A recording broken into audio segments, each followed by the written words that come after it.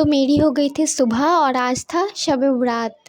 ये बहुत बड़ा फेस्टिवल होता है हमारा और जो लोग जानते होंगे उनको पता होगा। तो ब्रश करने के बाद हम सीधा किचन में गए तो देखते हैं कि दाल का हलवा ऑलरेडी तैयार हो चुका है, मम्मी बना दी थी और यहाँ पे सूजी का कतली भी बन गया था।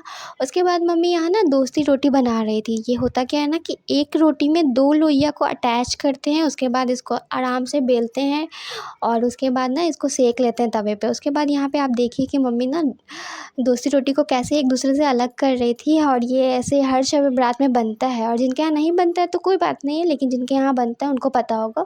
उसके बाद हमारे यहाँ ना फातिहा हुआ न्याज़, तो यहाँ हमेशा होता है। तो ये ना उसके बाद मैंने देखा चीकू चाय पी रहा था। चीकू को दूध बिल्कुल पसंद नहीं है, लेकिन ये चाय बहुत आराम से पी लेता है।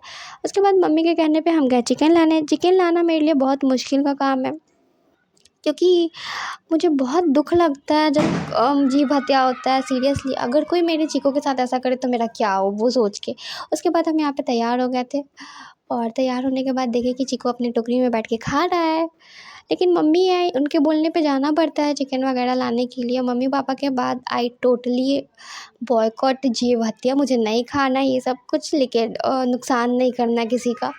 लेकिन मम्मी के कहने पे 2-3 पीस खाना ही पड़ा, क्या कर सकते हैं, डांटती है ना। तो उसके बाद हम फिर चले गए अपनी फूफी के घर पे तबर्रुक देने के लिए आज का। तो मुझे वहाँ पे 100 रुपीज़ मिला, वो मेरा बर्थडे का गिफ्ट था। और फिर हम चीकू के साथ थोड़ा सा खेल लिए। उसके बाद हम मम्मी के दवा लाने के लिए चले गए। दवा और हॉस्पिटल दोनों बहुत पास ही में है, तो हम वहाँ से जा कर के हमेशा ले आते हैं। तो आज भी हम लेकर के चले और साथ में 1-2 मोमबत्ती भी लेकर के चले आते हैं, जिसको हम कैंडल बोलते हैं।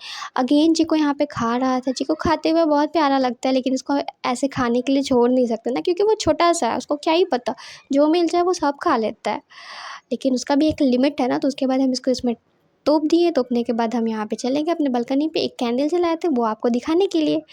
और कैसा लगा?